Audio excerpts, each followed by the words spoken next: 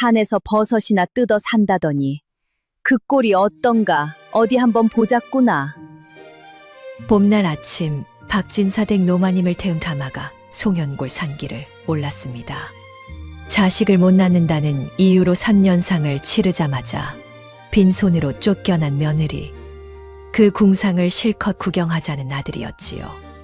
그런데 고갯마루를 넘기도 전에 맞은편에서 향심을 그득 실은 진말 행렬이 끝도 없이 내려왔습니다.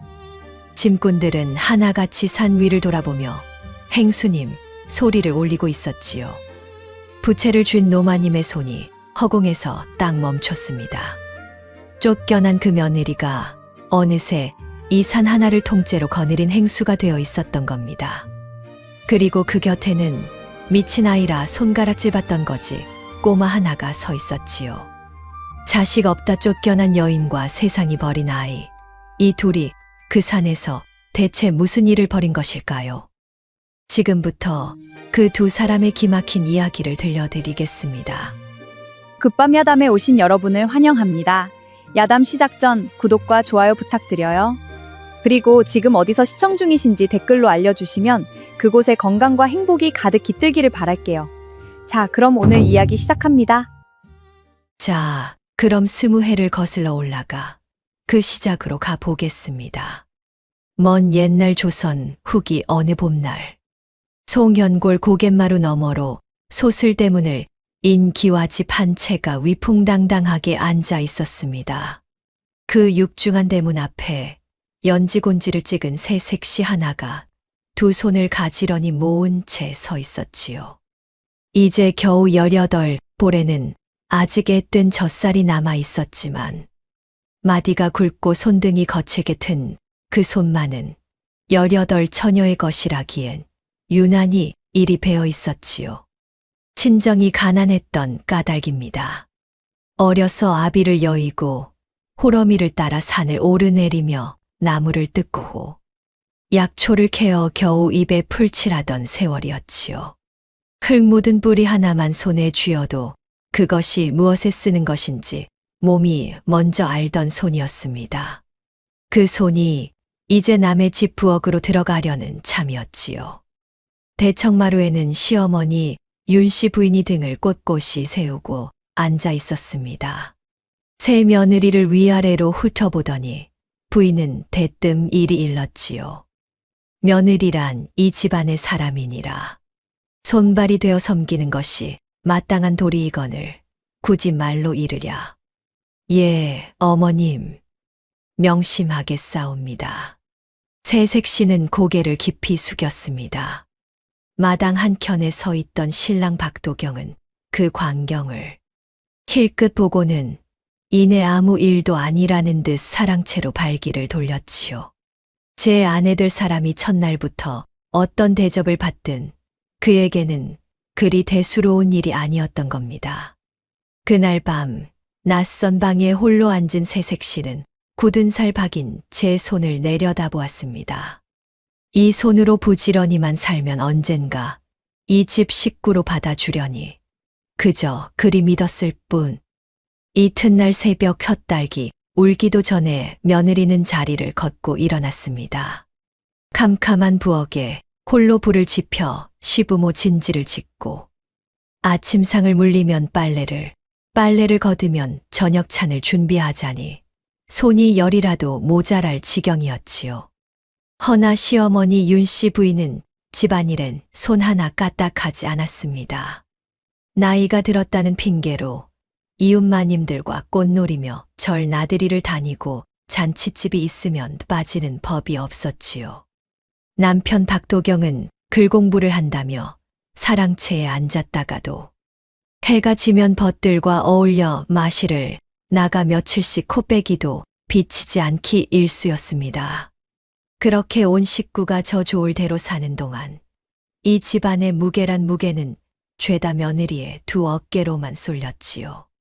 그렇게 봄이 가고 겨울이 오기를 여러 번 며느리의 배에는 좀처럼 태기가 비치지 않았습니다.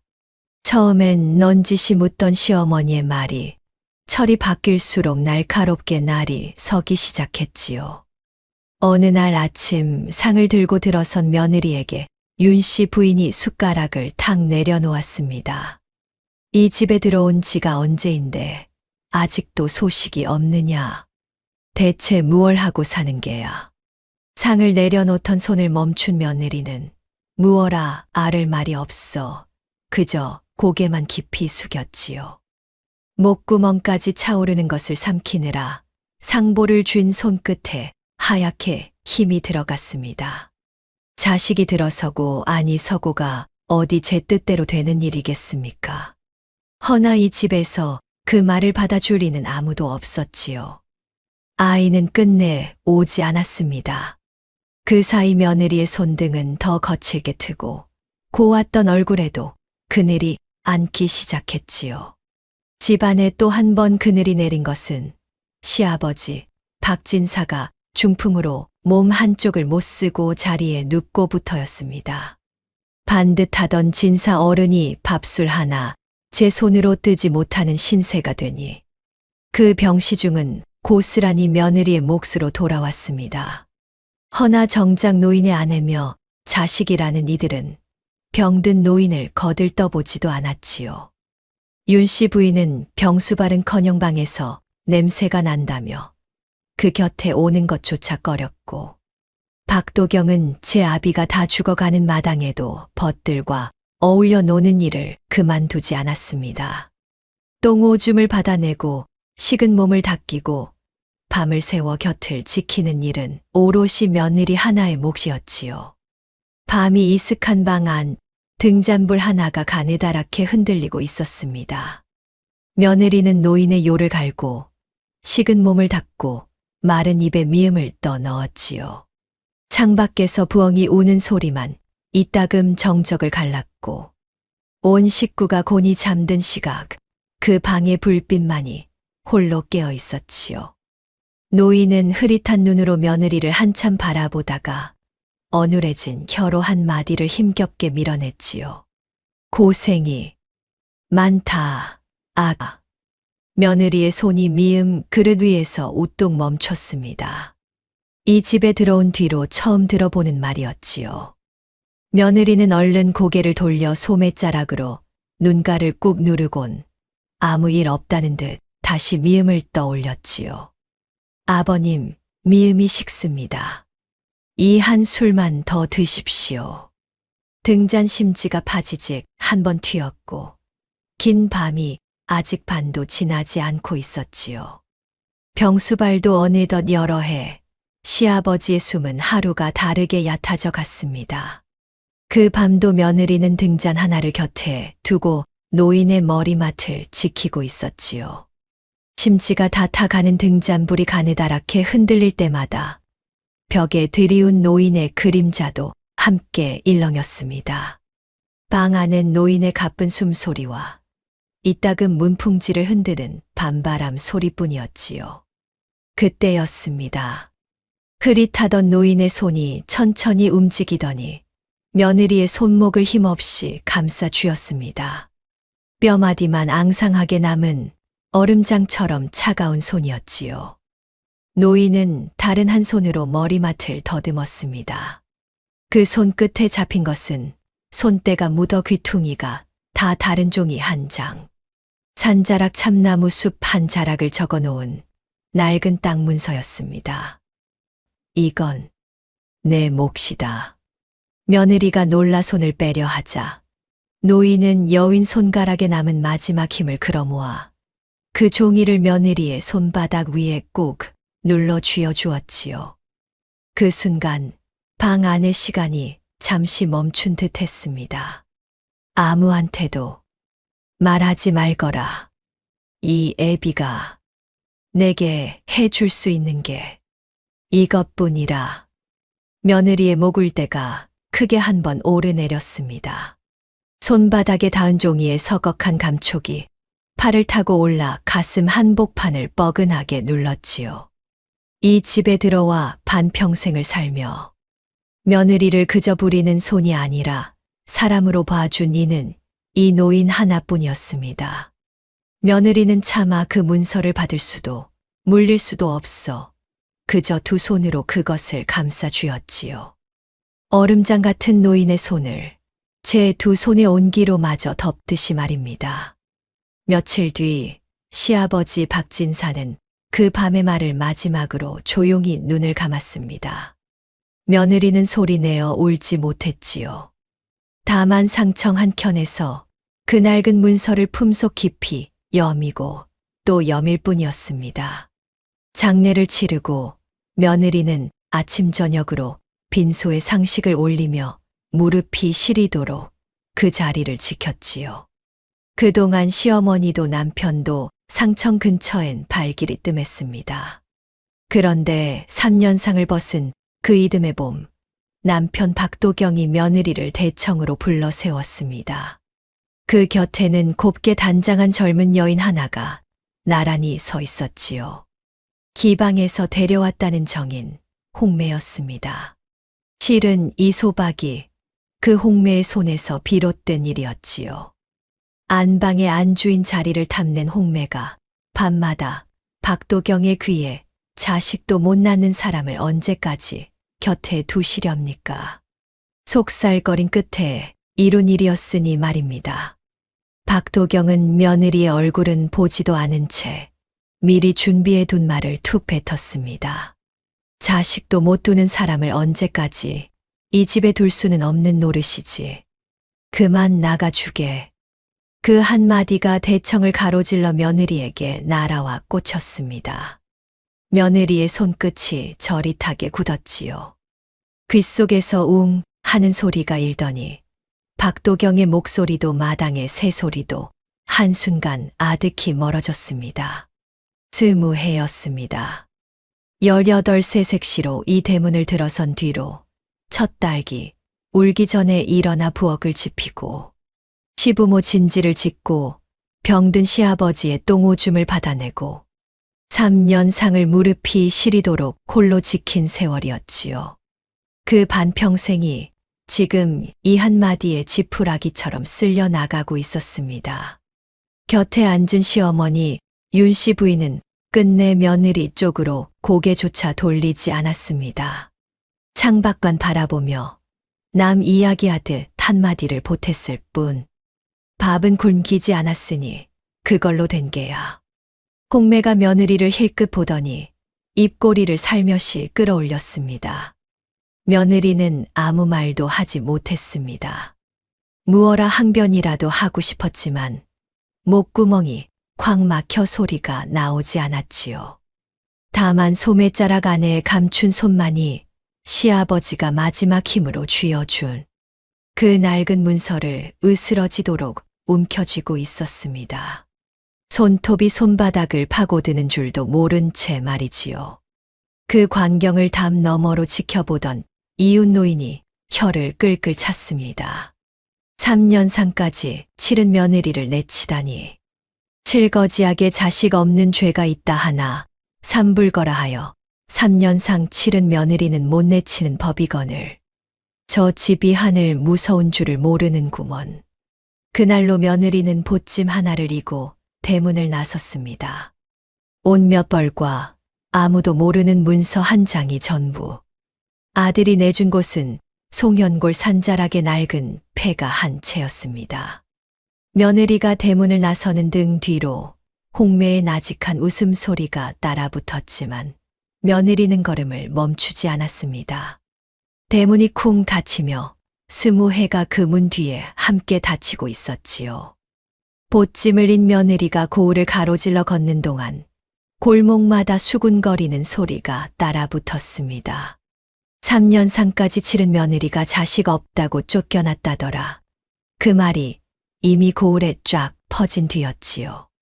우물가의 안악들이 두레박질을 멈추고 힐끔거렸고 평상에 앉은 노인들은 혀를 끌끌 찼습니다.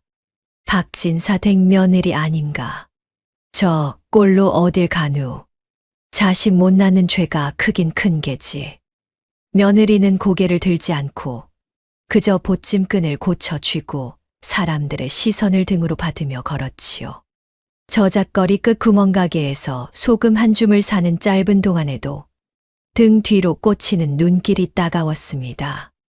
그렇게 고을을 벗어나 며느리는 산자락으로 향했지요. 송현골 산자락 폐가는 사람 손이 끊긴 지 오래된 집이었습니다. 살인문은 한쪽으로 기울어 삐걱거리고 마당엔 잡초가 사람 키만큼 자라 있었지요. 방문을 밀자 퀴퀴한 흙먼지가 얼굴로 확 끼쳐왔습니다. 부뚜막은 반쯤 무너져 내렸고 흙벽 틈으로는 저녁 바람이 새어들었지요. 며느리는 보찜을 방 한 구석에 내려놓고 그 자리에 천천히 주저앉았습니다. 제 청춘을 다 바친 집에서 옷 몇 벌을 이곳 쫓겨나 앉은 자리였지요. 그제야 참았던 것이 목구멍을 타고 올라왔습니다. 며느리는 손등으로 입을 틀어막았습니다. 그렇게 얼마나 흐느꼈을까. 문득 등 뒤 어둠 속에서 낯선 목소리가 툭 떨어졌습니다. 누구세요? 여기 내 집인데. 며느리가 소스라쳐 고개를 돌렸습니다. 무너진 부뚜막 뒤편 어둑한 구석에서 사내아이 하나가 걸어 나왔지요. 10살이나 되었을까요? 봉두난발에 흙대가 새까맣게 앉은 얼굴, 집신도 없는 맨발에 발바닥은 집신 밑창처럼 쩍쩍 갈라져 있었지요. 허나 그 눈만은 어둠 속에서도 유난히 또렷했습니다. 며느리는 얼른 눈가를 훔치고 목소리를 가다듬었습니다. 내 집이라니. 이 집에 사람이 사느냐? 3년째 나 혼자 살아요. 아이의 목소리는 낮고 메말라 물기가 없었습니다. 슬픔도 원망도 없이 그저 있는 사실만 읊는 소리. 아이의 시선이 며느리의 헝클어진 머리와 보찜에 가 닿았습니다. 아줌마도 쫓겨났구나. 며느리의 어깨가 움찔했습니다. 그 한마디가 어찌 그리 대뜸 전곡을 찌르는지요. 내가 그걸 어찌 아느냐. 딱 보면 알아요. 나도 그랬으니까. 아이는 대수롭지 않게 말하고는 부뚜막 뒤에서 말리던 무언가를 마저 챙겼습니다. 며느리를 경계하는 듯 곁눈으로 힐끔힐끔 살피면서 말이지요. 낯선 어른이 제 집에 들어왔으니 언제 또 쫓겨날지 모른다는 눈빛이었습니다. 부모를 잃고 마을에서 미친 아이니 거지. 새끼니 소리를 들으며 쫓겨나 아무도 얼씬 않는 이 흉가에 흘러든 아이였지요. 세상에 저를 거두어 줄 이 하나 없기는 이 아이나 며느리나 매 한 가지였던 겁니다. 며느리는 한참을 그 아이를 바라보았습니다. 며칠은 굶었는지 두 볼이 홀쭉하게 꺼진 얼굴이었지요. 제 한 몸 건사할 길도 막막한 처지였지만 며느리는 보찜을 풀어 고을을 나서며 산 주먹밥 한 덩이를 꺼냈지요. 오늘 저녁도 내일 아침도 될 제게 남은 끼니의 전부였습니다.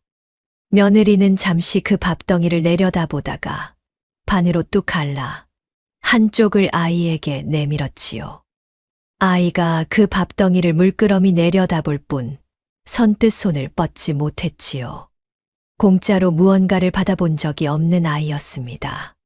얻어먹으려다 매질을 당하고 훔쳐 먹다 쫓겨나기를 3년. 남이 제게 내미는 손이라면 을에 그 뒤에 무엇이 따라오는지 아는 아이였지요. 아이는 며느리의 눈치를 한참 살피더니 조심스레 그 밥을 받아들었습니다. 한 입 빼어 문 순간 아이의 손이 빨라졌습니다. 볼이 미어지도록 밀어넣고 목이 매는 줄도 모르고 삼켰지요. 며느리가 제 몫의 물그릇을 슬며시 아이 앞으로 밀어주자 아이는 그제야 물을 한 모금 넘기고는 낮게 중얼거렸습니다. 사람이 준 밥, 참 오랜만이에요.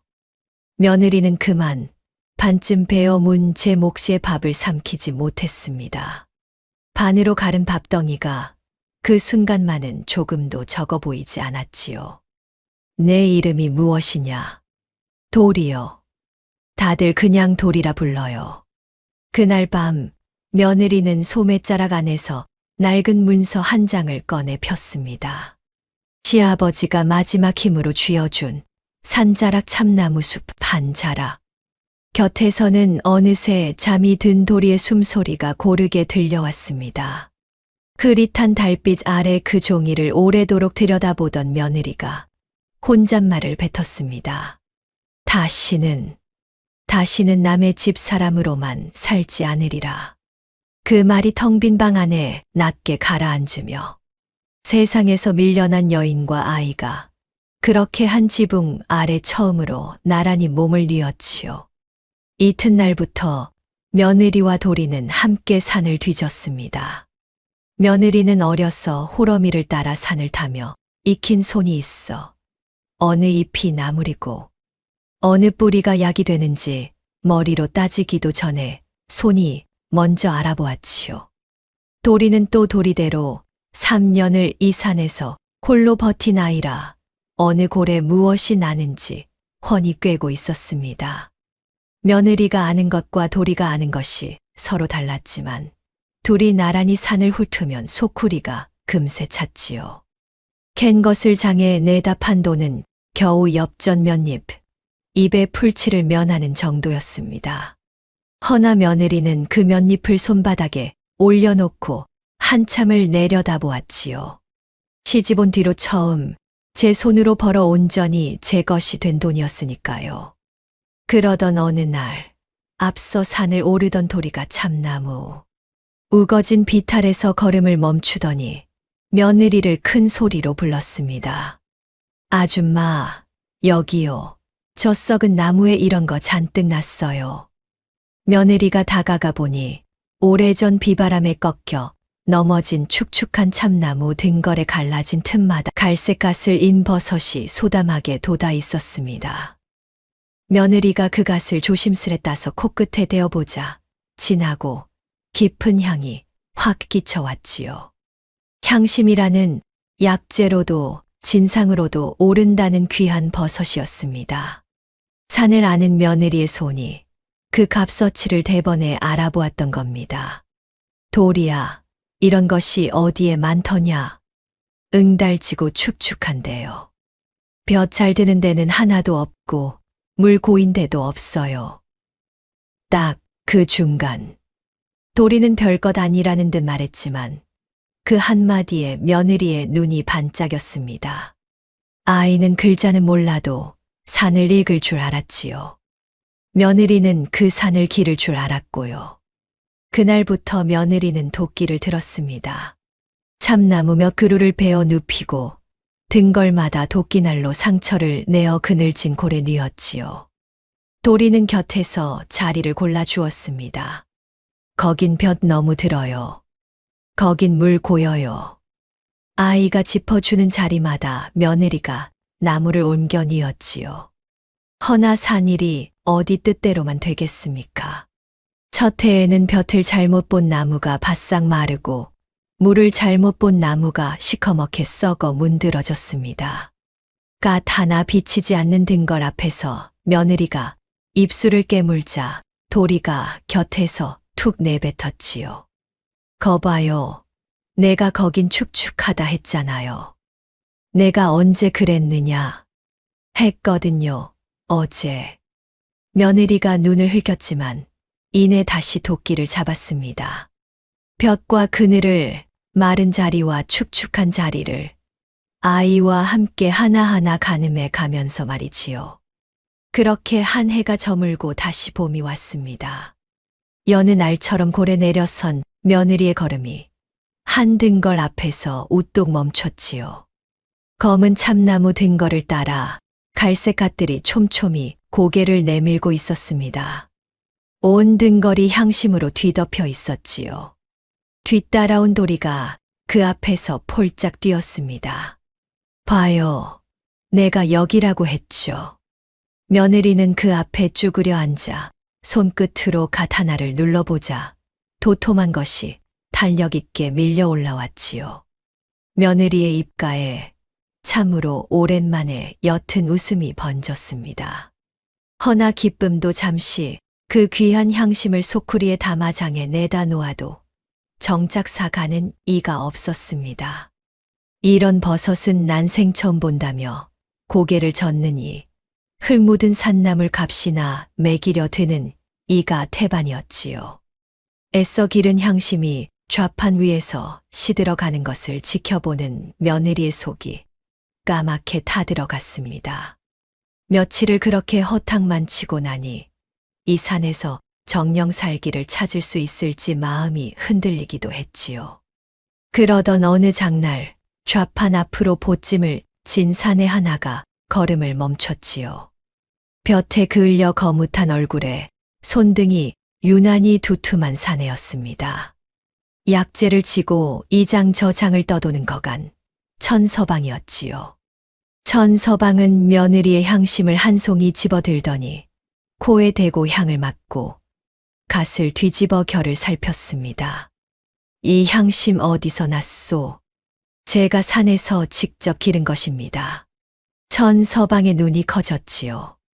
기른 것이라. 이만한 물건은 양령시에 내다 놓아도 값을 크게 쳐줄게요. 약재로도 귀하고 진상으로도 오르는 것이 이 향심이니 말이요. 천서방은 그 자리에서 며느리의 향심을 몽땅 사들였습니다. 며느리의 손바닥에 저작거리 안악들이 세어주던 엽전 몇 입과는 비할 바 없는 무게가 쥐어졌지요. 천서방이 보찜을 고쳐지며 말했습니다. 다음 장에도 있거든 내게 먼저 보여주시오. 며느리는 고개를 끄덕였습니다. 산으로 돌아가는 길, 며느리의 머릿속에는 벌써 다음에 눕힐 참나무들이 하나하나 그려지고 있었지요. 향심으로 겨우 살 길이 열리기 시작하던 그의 겨울. 새벽부터 밤까지 산을 오르내리며 재배막을 돌보던 무렵 뜻밖의 일이 터졌지요. 도리가 그만 열병으로 앓아누운 겁니다. 밤이 깊도록 아이의 몸은 불덩이처럼 끓었습니다. 3년을 홀로 산에서 버티는 동안 아파도 곁에 물 한 그릇 떠줄 이 없던 아이였지요. 며느리는 밤새 도리의 머리맡을 지켰습니다. 찬물에 적신 무명천을 이마에 얹고 마르면 다시 적셔 갈아주기를 몇 번이나 했지요. 부엌에 나가 미음을 쏘아 와서는 어눌하게 앓는 아이의 입에 한 술씩 떠 넣었습니다. 그 손놀림이 며느리는 조금도 낯설지 않았지요. 오래전 이 손으로 시아버지의 식은 몸을 닦이고 마른 입에 미음을 떠 넣던 바로 그 병수발이었으니까요. 그때는 시가의 며느리로서 마땅히 하던 일이었지만 지금은 누가 시키지도 않은 일을 제 발로 하고 있었습니다. 이튿날 새벽 열이 내린 도리가 부스스 눈을 떴고 머리맡에 엎드려 깜빡 잠이 든 며느리를 본 아이가 낮게 물었지요. 왜 안 갔어요? 내가 아픈데 어딜 간단 말이냐. 며느리는 그 말을 아무렇지 않게 던지고는 미음 그릇을 집어들었습니다. 허나 도리는 한참을 그 등을 바라보았지요. 아파도 곁을 지켜준 사람이 이 아이에게는 난생 처음이었으니까요. 그 겨울을 그렇게 함께 넘기고 봄이 오자 향심 농사는 한결 규모가 커졌습니다. 천서방은 며느리와 함께 향심바리를 지고 약재 도가들이 즐비한 큰 장, 양령시로 내려갔지요. 허나 처음부터 순탄치는 않았습니다. 가장 큰 도가의 주인은 이름도 못 들어본 산골 물건이라며 거들떠보지도 않았지요. 어디서 왔는지도 모르는 물건을 내 도가에 들이란 말인가. 썩 물러가게. 천서방이 그래도 한 번만 보아달라며 향심 한 송이를 그 앞에 내밀었습니다. 마지못해 집어든 도가 주인이 코에 향을 대는 순간 그 얼굴빛이 대뜸 달라졌지요. 갓을 뒤집어 결을 살피고 도톰한 살을 눌러보는 손길이 어느새 사뭇 조심스러워졌습니다. 이만한 향심은 내 평생 처음 보네. 방금 전 물러가라 호통치던 그 입에서 이번엔 먼저 값이 흘러나왔습니다. 그것도 여느 물건의 곱절이 넘는 값이었지요. 향이 깊고 갓이 도톰한 그 향심이 다른 것과는 견줄 바가 아니라는 소문은 그날로 약재상들 사이에 쫙 퍼졌습니다. 천서방이 두둑한 전대를 치고 산으로 돌아온 날, 며느리는 그 돈으로 참나무를 더 베고 재배막을 새로 올렸지요. 재배막이 늘자 혼자 손으로는 감당할 수 없었습니다. 며느리가 처음 거둔 일꾼은 남편을 여의고 어린 것들과 끼니를 잇던 마을의 젊은 과부였지요. 품삯을 후하게 쳐주고 새참 때면 제 몫의 주먹밥을 먼저 그 손에 쥐어 주었습니다. 소문을 들은 이들이 하나둘 산으로 찾아왔고 며느리는 오는 사람을 마다하지 않았습니다. 제가 남의 집 부엌에서 어떤 서름을 받았는지 뼈에 사무치게 아는 까닭에 제 밑에 든 사람만은 그리 대하지 않으려 했던 겁니다. 일꾼들의 어린 것들도 자연스레 산으로 따라와 며느리의 치맛자락을 붙들고 제잘거렸지요. 제 배로 낳은 자식은 없는 여인이었건만 산자락에는 그런 아이들의 웃음소리가 끊이지 않았습니다. 그렇게 사계절이 여러 번 바뀌는 동안 산자락의 풍경이 달라졌습니다. 등걸며 깨로 시작한 고래는 나란히 늘어선 재배막이 여러 채 들어섰고 새벽마다 향신 바리를 실은 진말이 줄지어 산을 내려갔지요. 진상품 명단에 이 산의 향심이 오른다는 말까지 돌았습니다. 그 세월 동안 도리도 며느리 곁에서 나란히 자랐습니다. 봉두난발에 맨발로 흉가를 지키던 거지 꼬마가 어느새 재배막을 제 집처럼 오가며 향심 자리를 짚어내는 어엿한 일꾼이 되었지요. 며느리는 도리를 굶기지 않았고 헐벗기지도 않았습니다. 새벽이면 밥을 지어 먹이고 밤이면 나란히 등잔 아래 앉았지요. 여전히 아이는 며느리를 아줌마라 부르고 며느리도 도리를 그저 이 녀석 하고 불렀지만 그 산자락에서 두 사람은 누가 보아도 어미와 자식이 다름없었습니다. 그 무렵의 어느 아침 바리를 부리던 천서방이 무심코 며느리를 불렀습니다. 행수님, 이번 물목은 어찌할깝쇼? 행수님, 며느리의 손이 잠시 허공에서 멈췄습니다. 시집온 뒤로 20해, 이 여인을 부르는 말이라곤 이 사람 아니면 얘뿐이었지요. 제 이름 석자로조차 불려본 적 없던 사람이었습니다. 그런데 이제 저를 우러러 행수님이라 부르는 소리가 산자락에 울리고 있었던 겁니다. 며느리는 아무렇지 않은 듯 고개를 끄덕였지만 가슴 한복판이 뜨겁게 차오르는 것만은 어쩌지 못했지요. 허나 정작 이 산 아래 고을에서는 그 행수가 누구인지 아는 이가 많지 않았습니다. 며느리의 향심이 양령시에서 값을 크게 받자 그 소문을 곱게 듣지 않는 이가 있었습니다. 오랫동안 양령시 향심 거래를 소나귀에 쥐고 있던 큰 거상, 조객주였지요.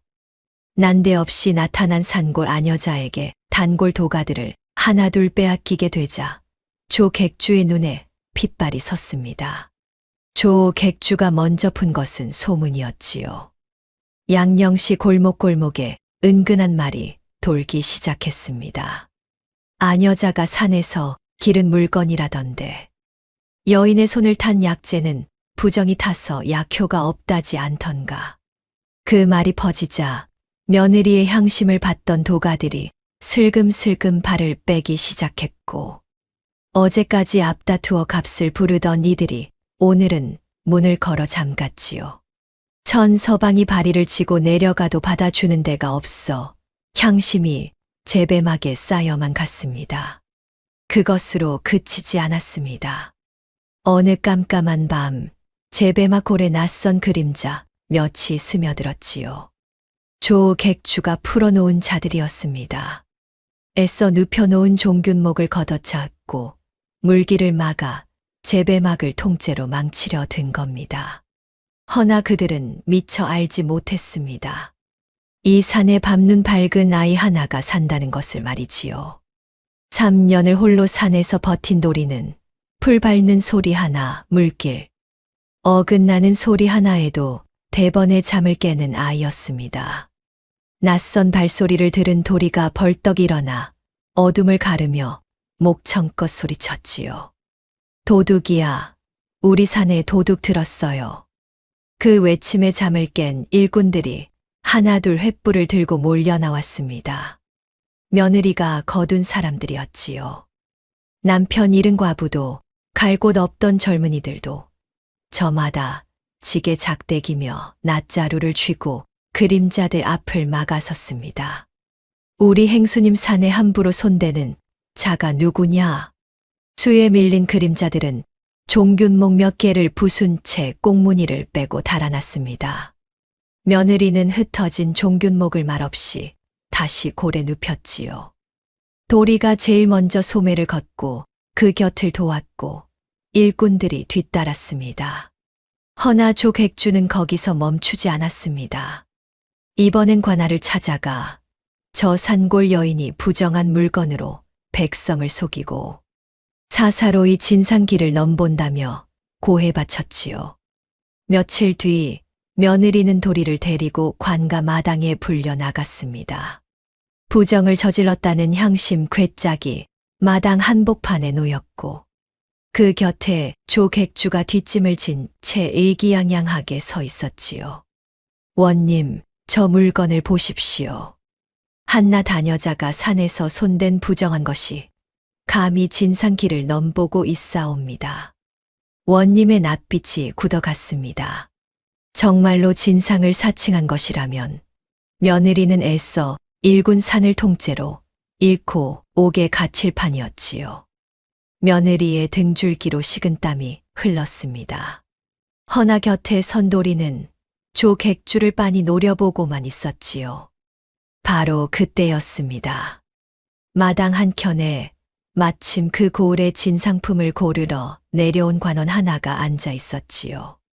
조객주가 부정한 물건이라 손가락질한 그 괴짝을 물끄러미 보던 관원이 자리에서 일어나 성큼 다가가 괴짝에서 향심 한 송이를 집어들어 코에 대고 향을 맡더니 갓을 뒤집어 결을 오래도록 살폈지요. 관원의 눈이 커졌습니다. 이만한 물건을 대체 어디서 길렀단 말이냐. 향이 깊고 살이 도톰한 것이 내 여태 본 향심 중에 으뜸이로다. 부정이라니. 이거야말로 임금 수라상에 올려 마땅한 진상감이 아니냐. 마당이 찬물을 끼얹은 듯 조용해졌습니다. 방금까지 뒷짐을 지고 의기양양하던 조객주의 낯이 삽시간에 하얗게 질려갔지요. 그때 도리가 앞으로 한 발 나섰습니다. 우리 아줌마 향심은요, 응달지고 축축한 자리에서만 나요. 아무 데서나 나는 게 아니라고요. 저 아저씨는 그것도 모르면서 부정이래요. 10살짜리 아이가 또박또박 산의 이치를 읊자 관원이 허허 웃으며 고개를 끄덕였습니다. 산을 아는 아이의 말에는 거짓이 없었으니까요. 부정 탔다던 향심이 도리어 진상감으로 지목되었다는 말은 그날로 온 양령시에 쫙 퍼졌습니다. 제가 부정하다 몰아세운 그 물건이 제 눈앞에서 임금상에 오를 물건이 되어 버린 겁니다. 여인의 물건을 헐뜯던 조객주의 낯이 그나 어떠했겠습니까? 발을 뺐던 도가들이 머쓱한 낯으로 다시 며느리를 찾아왔습니다. 며느리는 그들을 내치지 않았지요. 다만 값을 흥정하는 자리에서 예전처럼 호락호락하지만은 않았습니다. 이제 며느리는 아쉬운 쪽이 누구인지 아는 사람이 되어 있었으니까요. 그날 밤 제베마 고래는 다시 물 흐르는 소리가 도란도란 되살아났고 일꾼들의 두런거리는 웃음소리가 그 위로 얹혔지요. 조객주는 그 굴욕을 끝내 삼키지 못했습니다. 하루아침에 우스개가 되어 단골까지 잃은 그는 산골 아녀자 하나에게 무릎 꿇었다는 사실에 밤마다 이를 갈았지요. 소문으로도 관하로도 무너뜨리지 못한 그 여인을 이번엔 아예 살아남지 못할 자리로 몰아넣기로 마음먹었습니다. 마침 송연산 향심이 처음으로 궁에 진상되는 날이 가까워 오고 있었지요. 조객주는 그 틈을 노렸습니다. 제배막에 드나드는 짐꾼 하나를 은밀히 돈으로 사 궁으로 올라갈 진상 괴짝에 상하고 벌레 먹은 향심을 몰래 섞어 넣게 한 겁니다. 진상품에 하자가 생기면 그것은 임금을 능멸한 죄. 목이 10개라도 모자란 자리였지요. 조객주는 그 죄를 고스란히 며느리에게 뒤집어 씌울 심산이었습니다. 허나 그자는 미처 셈하지 못한 것이 있었지요. 밤이면 제배막 언저리를 살피고 도는 도리의 눈말입니다. 그날 밤에도 잠이 옅은 도리가 뒷간에 가려 마당에 나섰다가 등불도 없이 진상 괴짝을 뒤적이는 짐꾼의 그림자를 본 겁니다. 짐꾼이 품에서 꺼낸 시커먼 향심 한 줌을 괴짝에 슬그머니 밀어 넣는 것을 도리는 기둥 뒤에 숨죽인 채 똑똑히 지켜보았지요. 이튿날 새벽 도리가 며느리의 소매를 잡아 끌었습니다. 아줌마, 어젯밤에요. 그 짐꾼 아저씨가 괴짝에 딴 걸 넣었어요. 시커멓고 벌레 먹은 거요. 예전 같으면 미친 아이 소리 한다며 아무도 귀담아 듣지 않았을 말이었지만 며느리는 그 아이의 눈을 믿었습니다. 곧장 진상 괴짝을 풀어 해친 며느리의 손이 한자리에서 우뚝 멈췄지요. 가세 결이 어딘가 어긋나 있었습니다. 평생 향심을 만져 온 손이 제 산에서 난 것과 섞여 든 것을 대번에 알아본 겁니다. 며느리는 한 송이 한 송이 결을 살펴 끝내 벌레 먹고 상한 것이여 남은을 골라냈습니다. 이건 우리 골에서 난 것이 아니다. 도리의 눈이 아니었다면 그대로 궁에 올라갔을 물건. 그리 되었다면 며느리는 임금을 능멸한 죄로 목숨을 부지하기 어려웠을 겁니다. 며느리가 도리를 돌아보았습니다. 제가 거두어 밥을 먹이고 살린 아이가 이번엔 제 목숨을 살린 것이었지요. 며칠 지나지 않아 돈을 받고 향심을 바꿔치기 한 그 짐꾼이 제 발로 며느리를 찾아와 무릎을 꿇었습니다. 조객주의 협박과 돈에 못 이겨 저지른 짓이라며 눈물로 실토한 겁니다. 며느리는 그 짐꾼을 관아에 넘기지 않고 잘 타일러 산을 내려보냈지요. 원수를 제 손으로 벌하는 것은 며느리가 할 일이 아니었으니까요. 허나 하늘이 그냥 두지 않았습니다. 임금께 오를 진상에 누가 손을 대려 했다는 말이 돌자 관아가 그 일을 그냥 넘기지 않고 조사에 나선 겁니다. 진상을 다루는 일에 하자가 생길 뻔했으니 관으로서도 그 뿌리를 캐야 했지요. 관가 마당에 불려온 조객주는 그러고도 뻔뻔했습니다. 도리어 며느리를 손가락질하며 목청을 높였지요. 원님, 저 여인이 제 향심 장사를 시기하여 없는 죄를 뒤집어 씌우는 것이옵니다. 소인은 아무것도 모르는 일이옵니다. 바로 그때 마당 한켠에 서 있던 짐꾼이 앞으로 나와 무릎을 꿇었습니다. 아니옵니다, 원님.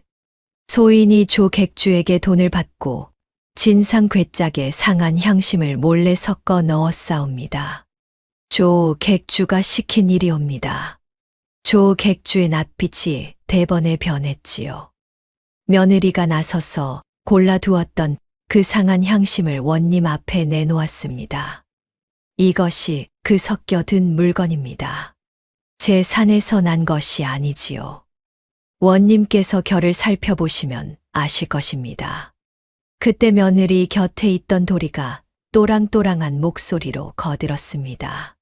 제가 봤어요. 그날 밤에 저 아저씨가 괴짝에 시커먼 걸 넣는 거요. 등불도 없이 몰래요.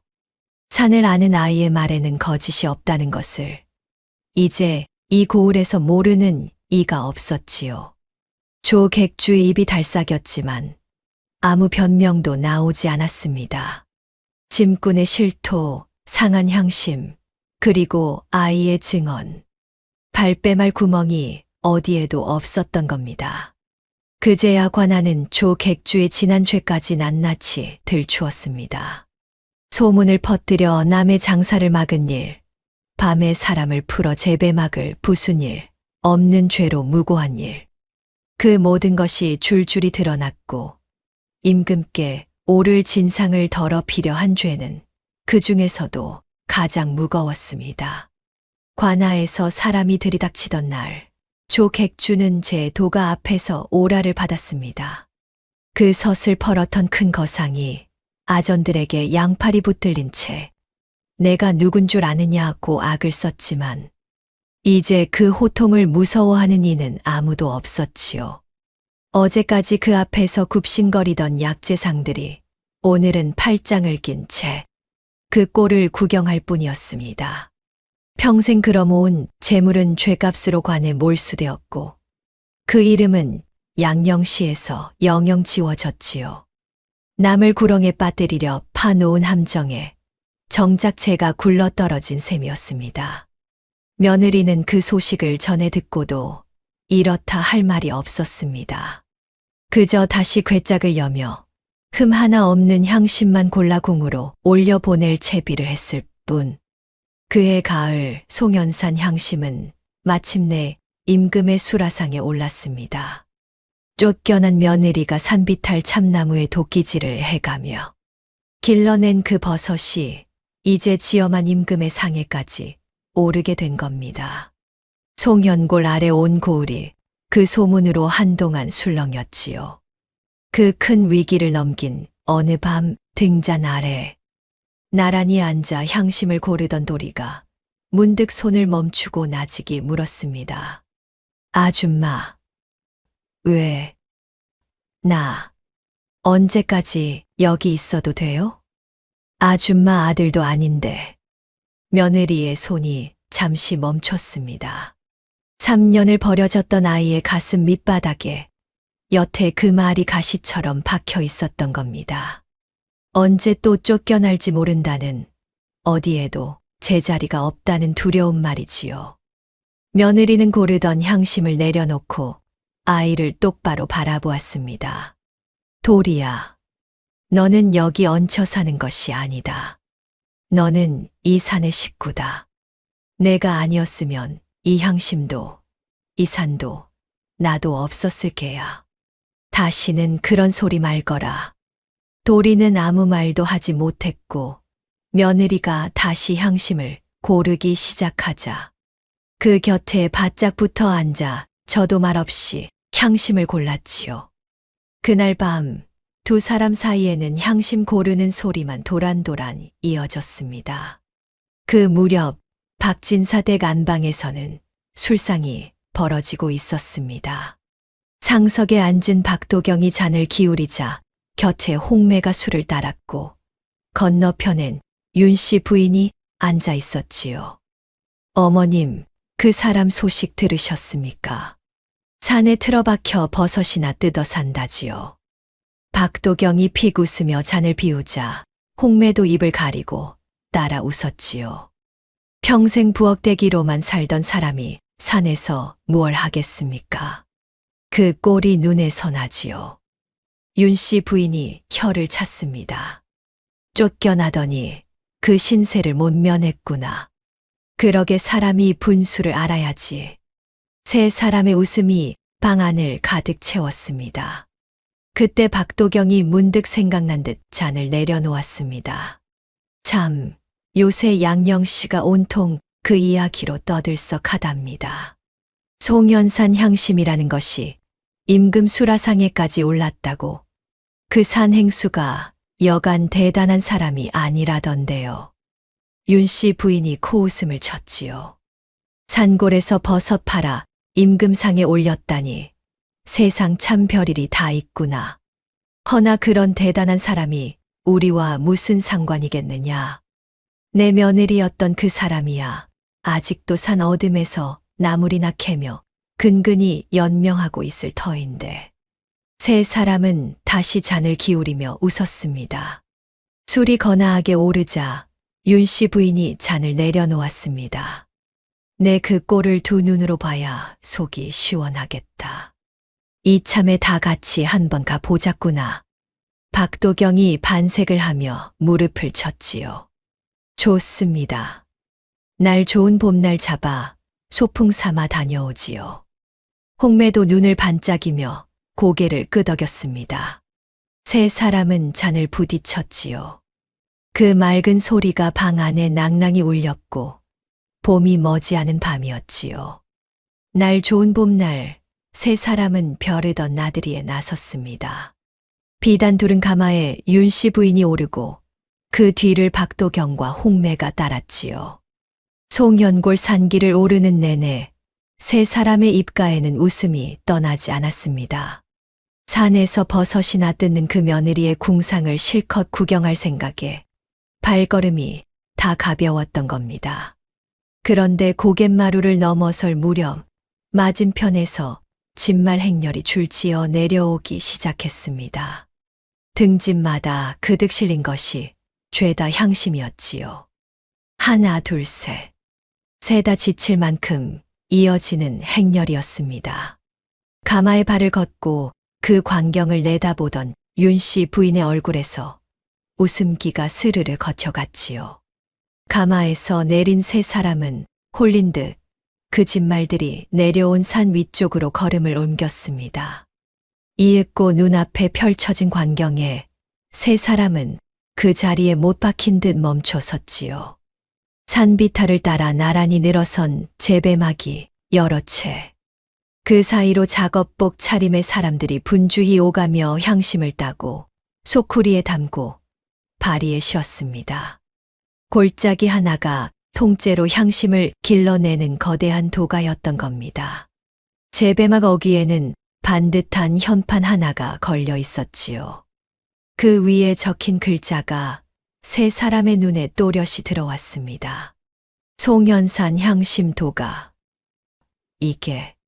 이게 다 뭐야? 박도경의 목소리가 가늘게 갈라졌습니다. 마침 곁을 지나던 일꾼 하나를 붙들고 그는 다급히 물었지요. 여기 주인이 누구요? 우리 행수님이시지요. 이 산 하나를 몇 해 만에 이만큼 일구신 분입니다. 일꾼은 그 한마디를 남기고 제 갈 길로 총총히 사라졌습니다. 행수. 그 말이 세 사람의 머리 위로 무겁게 내려앉았습니다. 그러나 그 행수가 정녕 누구인지 세 사람은 차마 두 눈으로 확인할 엄두를 내지 못했지요. 윤씨 부인은 다리에 힘이 풀린 듯 가마 쪽으로 몸을 돌렸고 홍매는 파랗게 질린 얼굴로 그 뒤를 따랐습니다.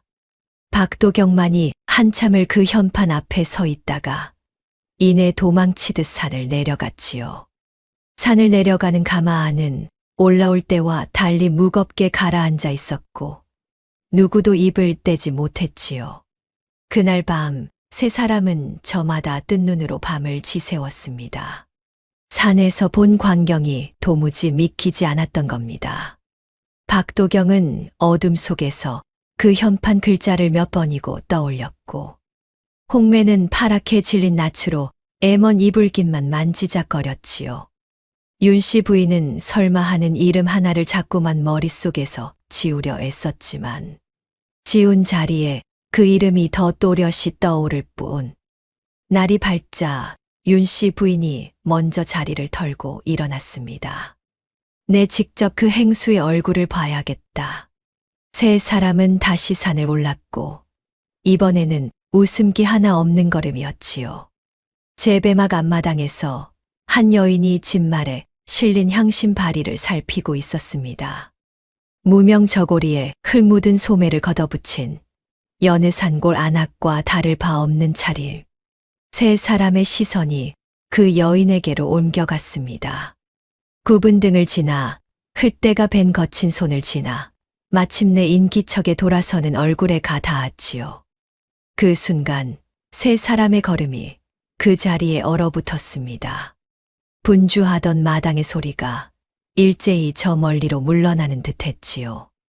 바로 그 며느리였습니다. 20해를 부엌에서 부리다 자식 없다는 이유로 3년상 치른 몸을 내쫓은 그 며느리 말입니다.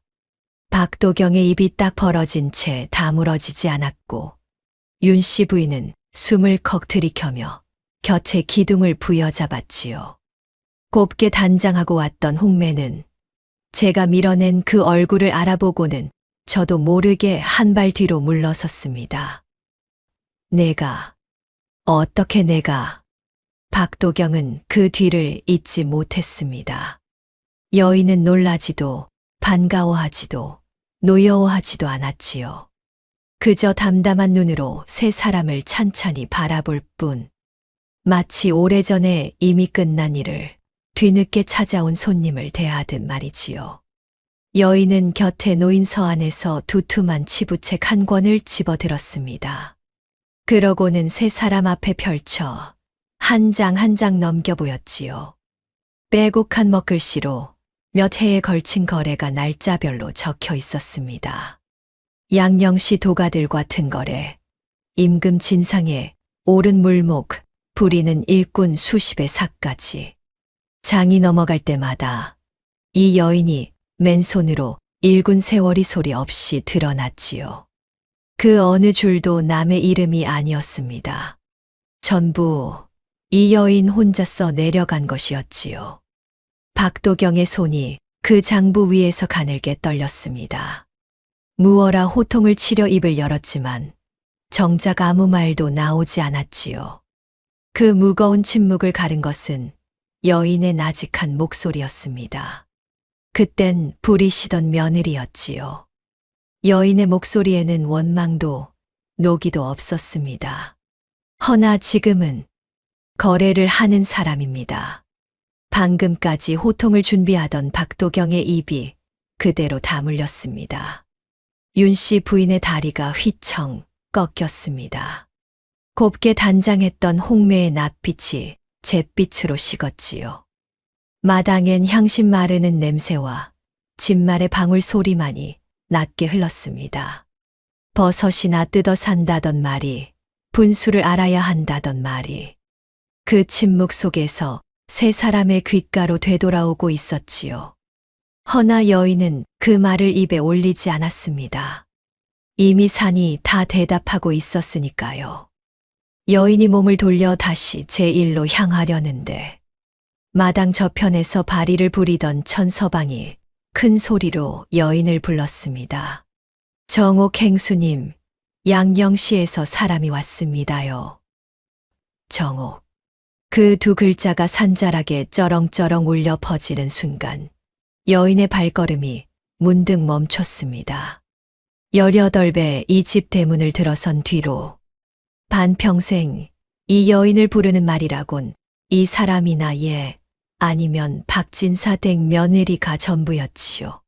제 이름 석자로 불려본 적이 언제였는지 여인 자신조차 까맣게 잊고 살았습니다. 그 잊고 살던 이름이 이제는 온 산이 알고 온 양령시가 아는 이름이 되어 이렇게 크게 불리고 있었던 겁니다. 여인은 잠시 눈을 감았습니다. 가슴 밑바닥에서 뜨거운 것이 울컥 치밀어 올랐지만 여인은 그것을 소리 없이 삼켰지요. 저를 내치던 세 사람 앞에서 눈물 한 방울 보이고 싶지는 않았으니까요. 다시 눈을 뜬 여인이 천서방을 향해 나직이 대답했습니다. 곧 가마. 그러고는 그 부름에 답하듯 제배막 쪽으로 걸어갔습니다. 세 사람은 그 뒷모습을 차마 붙잡지 못하고 그저 바라만 보고 있었지요.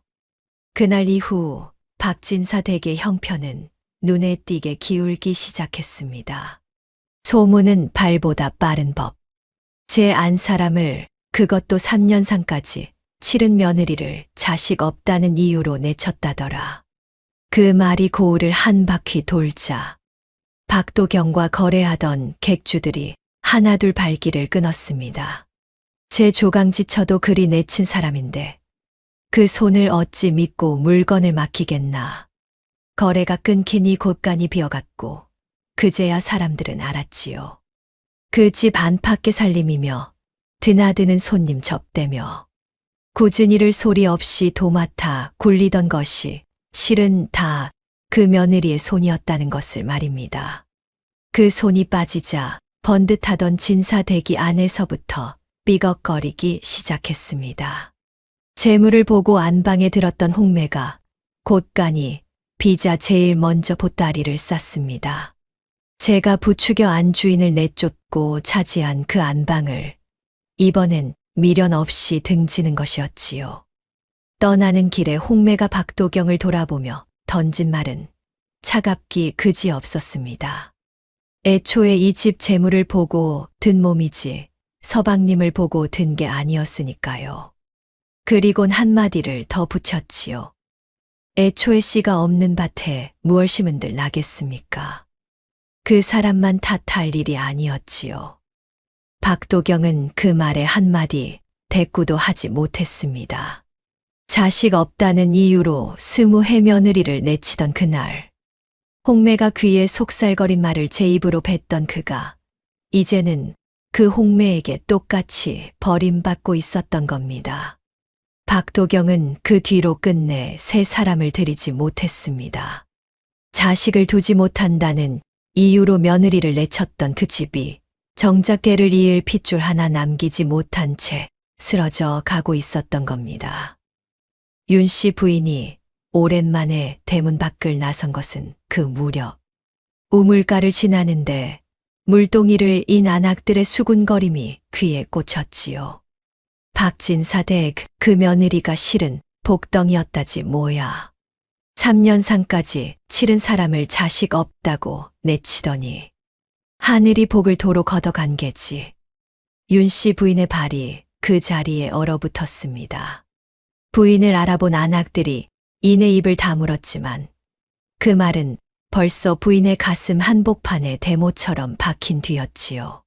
지난날 담 너머로 며느리를 손가락질하며 혀를 차던 바로 그 입들이 이제는 제 집을 두고 혀를 차고 있었던 겁니다. 부인은 그 길로 돌아와 자리에 누웠고 다시는 바깥 출입을 하지 않았습니다. 누가 손을 댄 것도 아니었습니다. 그저 제가 뿌린 것을 제가 고스란히 거두고 있을 뿐. 밤이 깊도록 박도경은 텅 빈 사랑채에 홀로 앉아 있었습니다.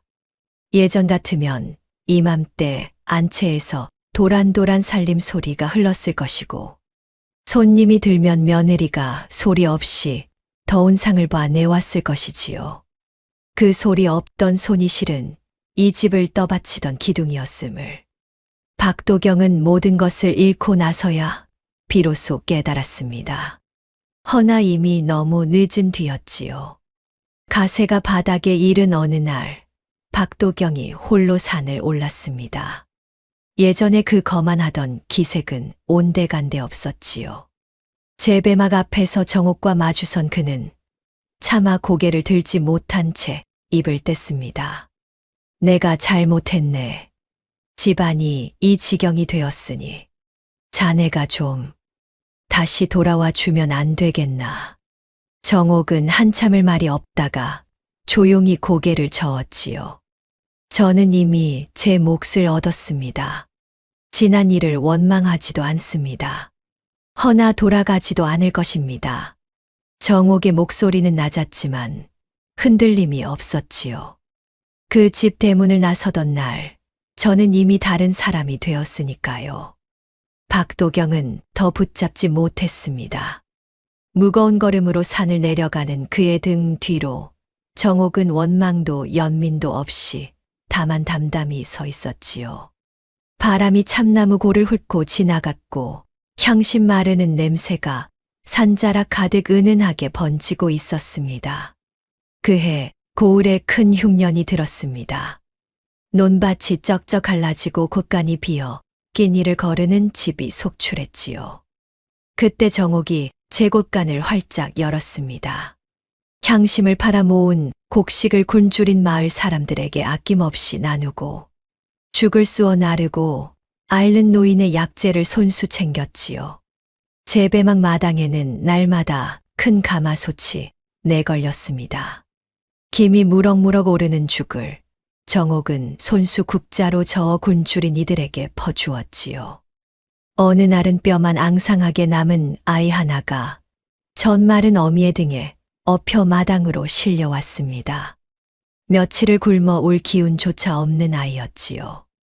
눈은 퀭하니 꺼지고 입술은 허옇게 말라 갈라져 있었습니다. 정옥은 하던 일을 놓고 그 아이를 제 품에 받아 안고는 식은 죽을 후후 불어 한술 한술 마른 입에 떠넣었지요. 처음엔 넘기지도 못하던 아이가 몇 술이 넘어가자 조그만 모굴대를 힘겹게 움직이기 시작했습니다.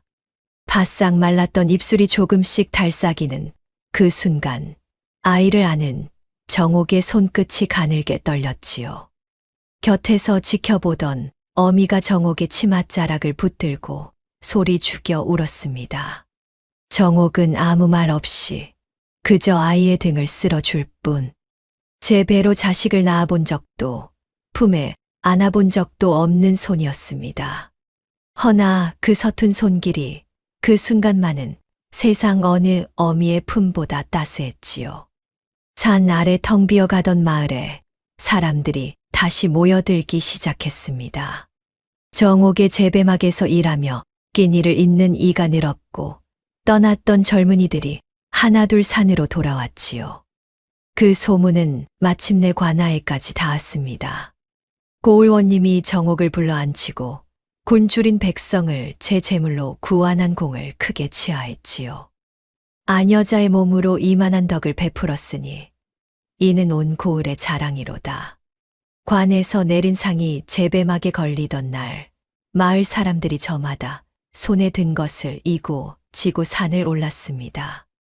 달걀 꾸러미, 손수 담근 장아찌, 산에서 캔 나물 한 소쿠리.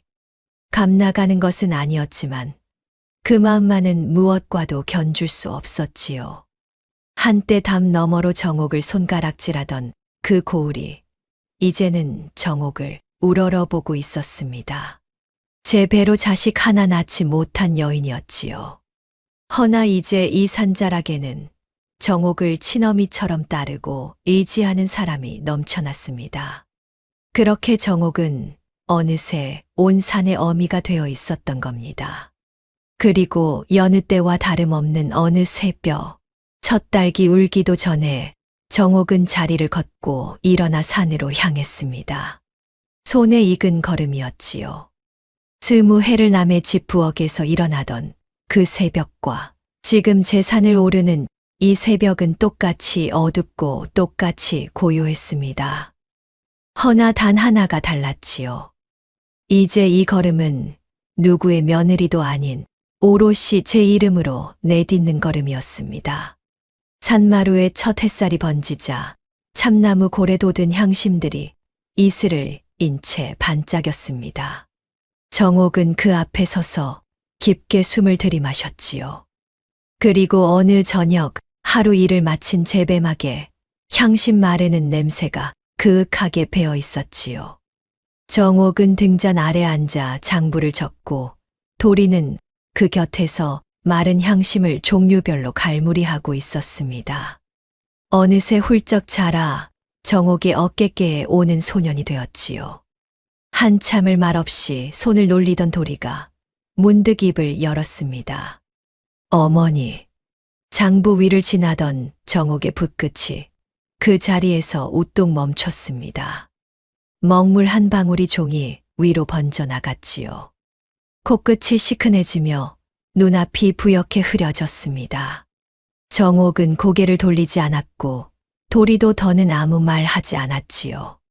부모를 잃고 미친 아이 소리를 들으며 3년을 홀로 버틴 아이가 여태 단 한 번도 불러보지 못한 그 한마디를 입에 올린 것이었습니다.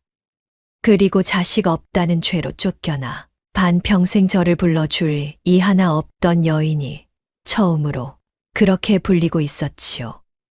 잃었던 것들이 서로에게로 돌아온 것이었습니다. 정옥이 붓을 내려놓고 도리를 돌아보았습니다. 그러고는 자란 아이를 가만히 끌어당겨 제 품에 안았지요. 그래, 내 아들. 참고 참던 것이 그제야 정옥의 뺨을 타고 흘러내렸고 등잔불이 흔들리며 재배막 안에는 향신 마르는 냄새만 그윽했지요. 사람들은 흔히 눈앞에 보이는 것만을 믿습니다. 버섯이나 뜯어 산다며 손가락질하던 이들은 그 여인의 거칠게 튼 손이 실은 온 산을 일구고 굶주린 마을을 살린 손이었음을 뒤늦게야 알았지요. 쫓겨난 여인과 미친 아이 취급받던 아이가 세상이 다 버린 그 산에서 서로를 알아보고 서로의 빈자리를 채운 것이었습니다. 묵묵히 지켜낸 마음은 세월이 아무리 흘러도 끝내 제자리를 찾아가는 법이지요. 오늘 이야기 어떠셨나요? 오래도록 남의 이름으로만 살던 한 여인이 마침내 제 이름석 자로 우뚝 서기까지의 이야기. 그리고 세상이 다 버린 여인과 아이가 서로를 알아보고 서로를 살려낸 이야기였습니다. 정옥은 누구를 원망하지도 복수하지도 않았습니다. 그저 제게 주어진 하루하루를 견뎠고 그 견딤이 결국 그녀를 증명해 주었지요. 이 이야기를 쓰면서 저 역시 아무도 알아주지 않던 자리에서 오래 참고 견뎌온 시간들을 다시 한번 떠올려 보았습니다. 어쩌면 지금 이 순간에도 누가 알아주지 않아도 제 몫을 묵묵히 감당하고 계신 분들이 계시겠지요. 오늘 이 한 편이 그런 선생님들께 잠시나마 마음을 기댈 수 있는 시간이 되었기를 바랍니다. 그 긴 세월 참 매 많이 쓰셨습니다. 지금까지 굿밤 야담이었습니다. 감사합니다.